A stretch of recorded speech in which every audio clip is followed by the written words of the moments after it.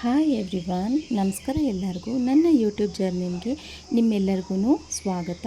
Please ಯಾರೆಲ್ಲ ನೋಡ್ತಾ ಇದ್ದೀರಾ ಸಬ್ಸ್ಕ್ರೈಬ್ ಮಾಡಿ, ಸಪೋರ್ಟ್ ಮಾಡಿ. ಇದು ನನ್ನ ಫಸ್ಟ್ ಲಾಂಗ್ ವಿಡಿಯೋ ಆಗಿರೋದ್ರಿಂದ ಏನಾದರೂ ಸ್ವೀಟಿಂದನೇ ಸ್ಟಾರ್ಟ್ ಮಾಡೋಣ ಅಂತ ಅಂದ್ಕೊಂಡು ಇವತ್ತು ನಂದಿನಿ ಅವ್ರದ್ದು ಇನ್ಸ್ಟೆಂಟ್ ಶಾವಿಗೆ ಮಿಕ್ಸ್ನ ಯೂಸ್ ಮಾಡಿಕೊಂಡು ಒಂದು ಶಾವಿಗೆ ಪಾಯಸನ ಮಾಡ್ತಾಯಿದ್ದೀನಿ.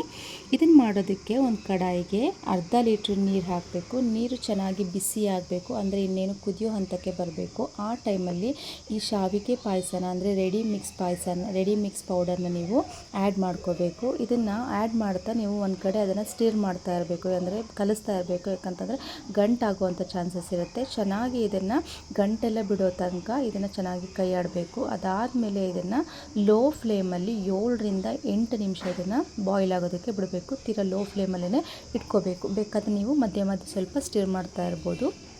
ನೀವು ಇದಕ್ಕೆ ಯಾವುದೇ ಥರ ಹಾಲು ಹಾಕುವಂಥ ಅವಶ್ಯಕತೆ ಇರೋದಿಲ್ಲ, ಜಸ್ಟ್ ನೀರಲ್ಲೇ ಮಾಡ್ಬೋದು. ಬೇಕಾದರೆ ನಿಮಗೆ ಹಾಲು ಬೇಕಾದ್ರೆ ನೀವು ಹಾಲು ಇಟ್ಕೊಂಡು ಕೂಡ ಮಾಡ್ಬೋದು. ನಾನಿಲ್ಲಿ ಯಾವುದೇ ಥರ ಹಾಲನ್ನ ಯೂಸ್ ಮಾಡಿಲ್ಲ, ಬರೀ ನೀರಲ್ಲೇ ಮಾಡಿದ್ದೀನಿ.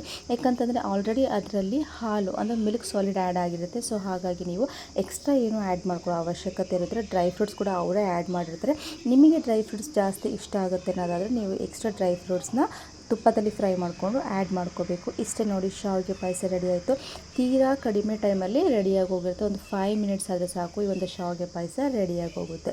ಇನ್ನು ನಾನು ಮಧ್ಯಾಹ್ನದ ಊಟಕ್ಕೆ ಅಂತಂದು ಇಲ್ಲಿ ಅನ್ನ ಸಾಂಬಾರನ್ನ ಮಾಡ್ತಾಯಿದ್ದೀನಿ. ಈ ಸಾರನ್ನ ಮಾಡೋದಕ್ಕೆ ನಾನಿಲ್ಲಿ ಬೇಳೆನ ತೊಳೆದು ಒಂದು 10 ನಿಮಿಷ ನೆನೆಯೋದಕ್ಕೆ ಇಟ್ಕೊತೀನಿ. ಅದೇ ತೊಳೆದು ನೀರು ಹಾಕಿಟ್ರೆ ನಾನೆಲ್ಲ ವೆಜಿಟೇಬಲ್ಸ್ನೆಲ್ಲ ಕಟ್ ಮಾಡ್ಕೊಳ್ಳೋದ್ರೊಳಗೆ ಬೇಳೆ ನೆಂದೋಗುತ್ತೆ, ಅಂದರೆ ಬೇಗನೆ ಬೇಳೆ ಬೇಯಿಸ್ಕೋಬೋದು. ಯಾಕಂತಂದರೆ ನನ್ನ ಮಗನಿಗೆ ಮಾಡ್ತಾ ಇರೋದ್ರಿಂದ ಅವನು ಕೂಡ ಇದೇ ಸಾರನ್ನ ಊಟ ಮಾಡೋದ್ರಿಂದ, ಸೊ ಹಾಗಾಗಿ ನಾನು ಸ್ವಲ್ಪ ಬೇಳೆನ ಮೆತ್ತಗೆ ಬೇಯಿಸ್ಕೊತೀನಿ. ಅದಕ್ಕೆ ನಾನು ಇಲ್ಲಿ 3 ಟೊಮ್ಯಾಟೊ ತೊಗೊತಾ ಇದ್ದೀನಿ, ಮತ್ತು ಕ್ಯಾರೆಟ್ ಮತ್ತು ಆಲೂಗಡ್ಡೆ ಹಾಕಿ ಇವತ್ತು ಸಾಂಬಾರನ್ನ ಮಾಡ್ತಾಯಿದ್ದೀನಿ. ಟೊಮ್ಯಾಟೊನ ವಾಶ್ ಮಾಡಿಕೊಂಡು ಇಲ್ಲಿ ಕಟ್ ಮಾಡ್ಕೊತಾ ಇದ್ದೀನಿ. ಎಲ್ಲ ಟೊಮ್ಯಾಟೊನೂ ಆ್ಯಡ್ ಮಾಡಿ ಕಟ್ ಮಾಡಾದಮೇಲೆ ಕ್ಯಾರೆಟು ಮತ್ತು ಆಲೂಗಡ್ಡೆದು ಸಿಪ್ಪೆ ತೆಗೆದು ಅದನ್ನು ಸಹ ಕಟ್ ಮಾಡಿ ಆ್ಯಡ್ ಮಾಡ್ಕೊತಾ ಇದ್ದೀನಿ.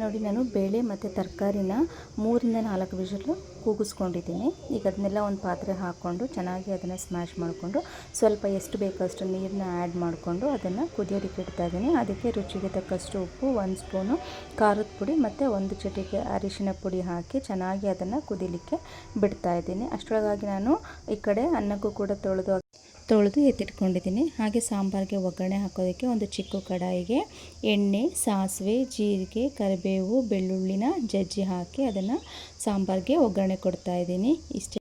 ತುಂಬ ಕ್ವಿಕ್ಕಾಗಿ ಆಗಬೇಕು ಅಂತಂದರೆ ಈ ಸಾಂಬಾರನ್ನ ಟ್ರೈ ಮಾಡಿ. ಟೈಮ್ ಇಲ್ಲ ಅಂತಂದಾಗ ಬೇಗ ಆಗುವಂಥ ಸಾಂಬಾರು, ಬೇಳೆ ತರಕಾರಿನ ಬೇಯಿಸ್ಕೊಂಡು ಒಗ್ಗರಣೆ ಕೊಟ್ಬಿಟ್ರೆ ಆಗೋಗುತ್ತೆ. ಲಾಸ್ಟಲ್ಲಿ ಸ್ವಲ್ಪ ಕೊತ್ತಂಬರಿ ಸೊಪ್ಪನ್ನ ಆ್ಯಡ್ ಮಾಡಿ ಸಾಂಬಾರನ್ನ ಚೆನ್ನಾಗಿ ಕುದಿಸ್ಬಿಟ್ಟು ಮಾಡಿದರೆ ಈ ಸಾರು ರೆಡಿಯಾಗಿ ಹೋಗುತ್ತೆ. ಯಾರೆಲ್ಲ ನನ್ನ ಚಾನಲ್ನ ನೋಡ್ತಾ ಇದ್ದೀರಾ ಸಬ್ಸ್ಕ್ರೈಬ್ ಮಾಡಿ. Thank you.